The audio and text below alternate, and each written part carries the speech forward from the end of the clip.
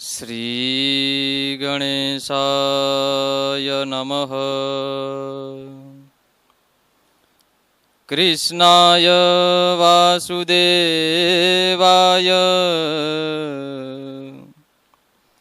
હરયે પરમાત્મને પ્રણતઃ ક્લેશનાશાય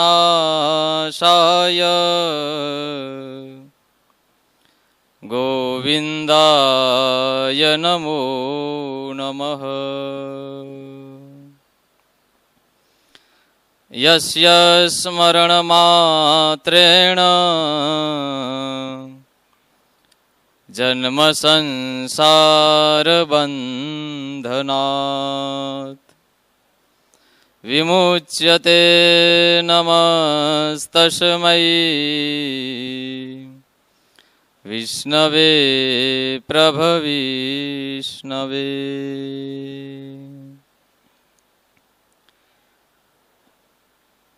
સૌ શ્રોતાજનોને સપ્રેમ જય શ્રી કૃષ્ણ.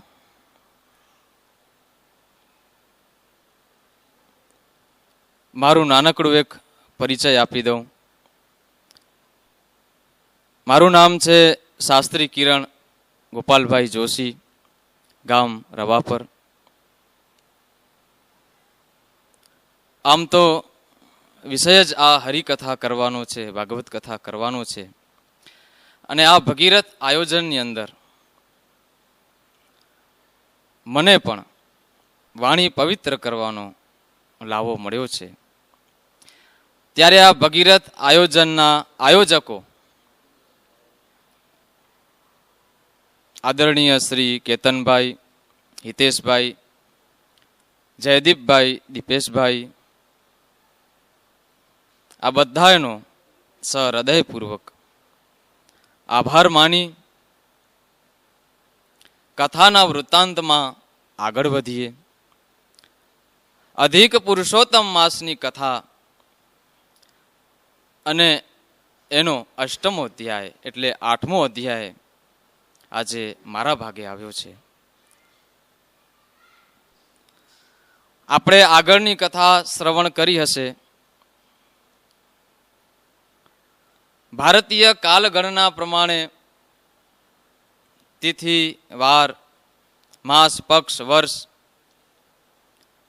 દર ત્રીજા વર્ષે એક વિશેષ રૂપમાં અધિક માસ આવે છે. પૂર્વ પ્રાચીન કાળની અંદર આ અધિક માસનું કોઈ નામ હતું જ નહીં. આના અધિષ્ઠાતા કોઈ દેવ હતા જ નહીં. એટલે પછી લોકોએ આને મળમાસ કહેવાનો પ્રારંભ કર્યો. અને એના અધિષ્ઠાતા કોઈ દેવ હતા નહીં. એટલે લોકો આ મહિનો જ્યારે આવતો ત્યારે કોઈ સત્કર્મ કરે નહીં, કોઈ દાન, પુણ્ય, ધર્મ, યજ્ઞ કંઈ જ કરે નહીં. અને અંતે એ મળમાસ કંટાળી ભગવાન વિષ્ણુ પરમાત્માના શરણમાં જાય છે, પ્રાર્થના કરી છે. એનો દુઃખ વ્યથા સાંભળી ભગવાન વિષ્ણુ પરમાત્મા એ મળમાસને સાથે લઈ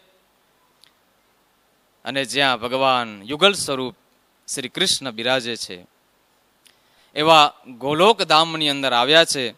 અને ભગવાન વિષ્ણુ પરમાત્માએ શ્રી કૃષ્ણને હકીકત કહી સંભળાવી.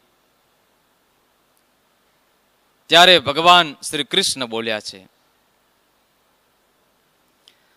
કે આ જેને મળમાસ તરીકે ઓળખાય છે એ મળમાસને આજથી હું મારું નામ આપું છું. જે મારા ભક્તોને નામ પ્રિય છે એ નામ આપું છું પુરુષોત્તમ. ત્યારથી એનું નામ પુરુષોત્તમ પડ્યું છે. અને ભગવાન શ્રી કૃષ્ણ બોલ્યા છે કે આનો અધિષ્ઠાતા દેવ આજથી હું છું. આમ વિષ્ણુ પરમાત્મા અને મળમાસ એટલે કે પુરુષોત્તમ માસ એ વૈકુંઠની અંદર પધાર્યા છે. અને ત્યાંથી પછી 8મા અધ્યાયનો પ્રારંભ થાય છે. 8મા અધ્યાયના પ્રારંભમાં સૂત પુરાણીજી બોલ્યા છે, નારદઃ કૃતવાન પ્રશ્નઃ પુનરેવ તપોધનઃ વિષ્ણુ શ્રી કૃષ્ણ સંવાદ શ્રુત્વા સંતુષ્ટ માનસઃ.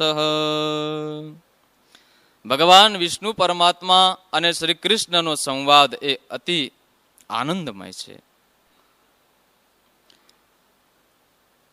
અને નારાયણને પ્રશ્ન કર્યો છે નારદજીએ કે વૈકુંઠમાં ગયા પછી પુરુષોત્તમ માસ અને ભગવાન નારાયણ ત્યાં શું ઘટના ઘટી એનો વૃત્તાંત કહો. ત્યાર પછી કામ્યક વનની અંદર પાંડવો અને શ્રી કૃષ્ણ વચ્ચે જે સંવાદ થયો તે મને કહો. આ પ્રશ્નના ઉત્તરમાં ભગવાન નારાયણ બોલ્યા છે, વૈકુંઠની અંદર પુરુષોત્તમ માસ અને ભગવાન વિષ્ણુ પરમાત્મા એ બંને ખૂબ પ્રસન્નતાથી રહેવા લાગ્યા છે. આગળ વૃત્તાંત કરતા કહે છે, પાંડવો પોતાને જે વનવાસ મળ્યું છે એ વનવાસ ભોગવવા કામ્યક વનની અંદર છે અને ત્યાં ભગવાન શ્રી કૃષ્ણ આવે છે. ભગવાન શ્રી કૃષ્ણ આવે છે અને ત્યાં પ્રશ્ન કરે છે. ભગવાન શ્રી કૃષ્ણ પાંડવોને એ સંવાદ બતાવે છે. ભગવાન કૃષ્ણ બોલ્યા છે, જાને હમ રાજ શાર્દૂલ તપોવનમુપાગતે ભવદ્ભીર દુઃખ સમગ્નૈર નાદ્રિતઃ પુરુષોત્તમ. ભગવાન કૃષ્ણ યુધિષ્ઠિરને સંબોધીને બોલ્યા છે કે હે પાંડવો,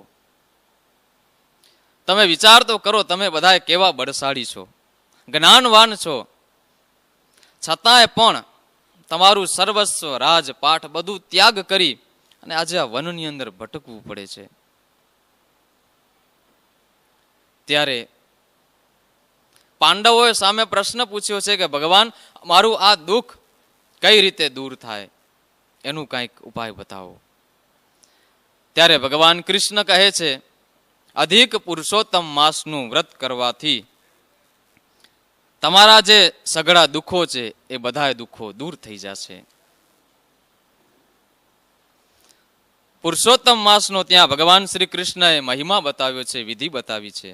અને ભગવાન કૃષ્ણ આગળ બોલ્યા છે કે હે પાંડવો, તમારા દુઃખનું બીજું પણ એક કારણ છે.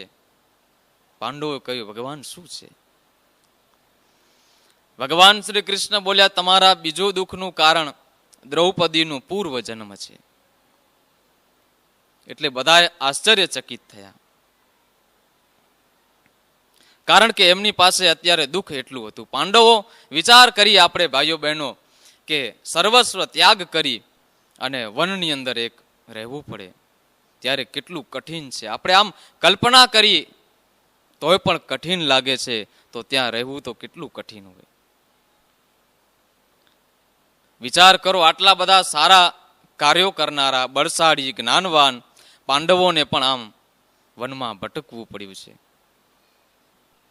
કારણ કે કર્મ પ્રધાન વિશ્વ કરી રાખા, જો જસ કરહી સો તસ ફલ ચાખા. સાહેબ, આ કર્મ પ્રધાન છે, અહીંયા કર્મ કોઈને છોડતું નથી. મહાભારતનું યુદ્ધ પછી શ્રી ધૃતરાષ્ટ્ર ભગવાન શ્રી કૃષ્ણને પ્રશ્ન પૂછે છે, હે કૃષ્ણ, મારી હયાતીમાં મારી નજર સમક્ષ મારા 100 પુત્રો મૃત્યુ પામે, એનું શું કારણ? મેં એવા કયા કર્મ ખરાબ કર્યા છે કે મારી હયાતીમાં મારા 100 પુત્રો મૃત્યુ પામે? ત્યારે ભગવાન શ્રી કૃષ્ણ જવાબ આપે છે કે સાંભળો,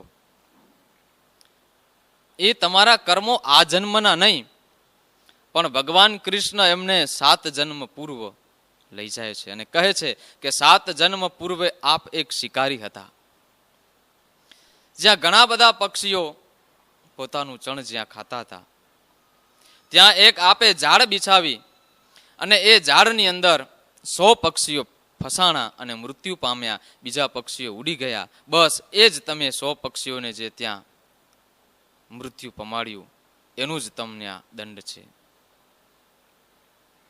એટલા માટે જ આપણા કવિઓએ કીધું છે કે ગહન દિશે છે કર્મની ગતિ, એક ગુરુના 2 વિદ્યાર્થી, એક થઈ બેઠો પૃથ્વીપતિ અને બીજાને ઘેર ખાવા રજ નથી. સાહેબ, કૃષ્ણ અને સુદામા બંને એક જ ગુરુના વિદ્યાર્થી. સાહેબ, ક્યાં કૃષ્ણ અને ક્યાં સુદામા. સાહેબ, પણ દ્વારિકા વાળો કૃપા વાળો છે, પોતાના મિત્રને પોતાની સમક્ષ બનાવી દીધો. સાહેબ, માટે કર્મ જેવા આપણા હોય છે એ જ પ્રમાણે આપણને આગળ ફળ ભોગવવું પડે છે. યાદ રાખો, આજે કદાચ આપણને કોઈને અપશબ્દો કીધા છે તો આવતીકાલે સવારે આપણા માટે એ જ અપશબ્દો ક્યાં ને ક્યાંક ઊભા હશે એ નક્કી છે.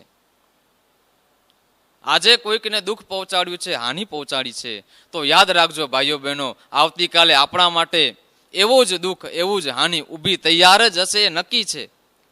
કદાચ તમને આ જન્મમાં એનો ફળ ન મળે તો આવતા જન્મમાં પણ એ જરૂર મળશે. આપણને ઘણી વખત એમ થાય, ઘણા બધા અમને પણ પ્રશ્ન પૂછતા હોય કે મહારાજ આ તો ભાઈ કાંઈ કરતા નથી, ન તો ક્યારે ભગવાનનું નામ લે છે, ન તો કોઈ જપ તપ યજ્ઞ કાંઈ કરતા નથી, છતાંય કેટલા સુખી છે, કેટલા લક્ષ્મીવાન છે, એનું કારણ શું? ત્યારે ભાઈઓ બહેનો, એનું કારણ એક જ છે, એના પૂર્વ જન્મનું કંઈક એ પુણ્ય કરીને જીવ આવ્યો છે એટલે એ ભોગવે છે. પણ યાદ રાખો, જ્યાં પુણ્ય ખૂટ્યું ત્યાં એનું પૂરું થઈ ગયું. સાહેબ, એ આ પોતાના પૂર્વ જન્મના પુણ્ય છે, આ જન્મ ભોગવે છે એટલે એ સુખી છે. પુણ્ય પૂર્વેનું ખાતા હમણાં સૂજે છે તોફાન, જીવડા માન માન રે માન, હજી કેમ ના આવે શાન. कबीर तेरा पुण्य का जब तक है भंडार, तब तक अवगुण माफ है करो गुना हजार.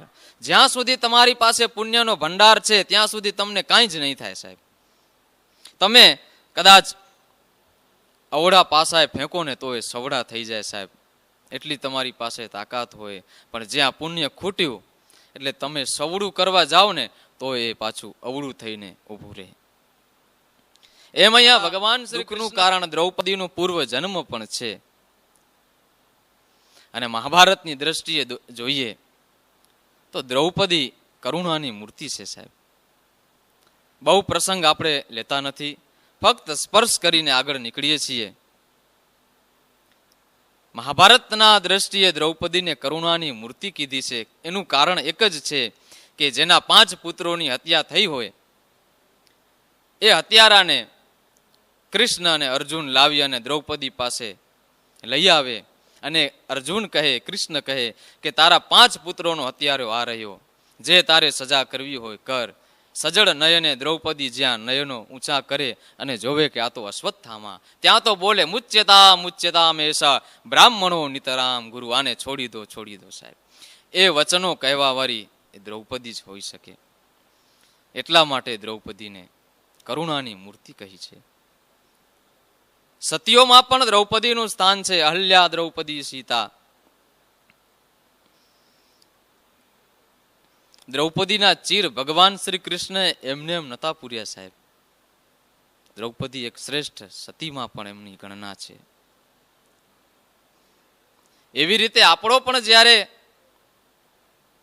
કષ્ટ ભર્યો સમય હોય, દુઃખ ભર્યો સમય હોય, ત્યારે જગત પાસે કોઈ વાત ન કરીએ, પરમાત્માનું સ્મરણ કરીએ. અરે તમે ભાઈઓ બહેનો વિચાર તો કરો, ભાગવત અનુસાર ગજેન્દ્ર, જેને કોઈ સ્તુતિનું ગાન ન આવડે, બરોબર, ભગવાનનું નામ ન આવડે, પૂર્વ જન્મનું એવું કંઈક હરિનું નામ એને યાદ હતું, અને એને ગજેન્દ્રએ જ્યાં હરિ શબ્દ પુકાર્યો, હ પુકારતા ભગવાન ત્યાંથી ઊભા થઈ ગયા, અને જ્યાં રી પૂરો થાય ત્યાં તો ભગવાને આવીને સુદર્શન ચક્ર છોડી દીધું. સાહેબ, કેટલી ઝડપી હરિની.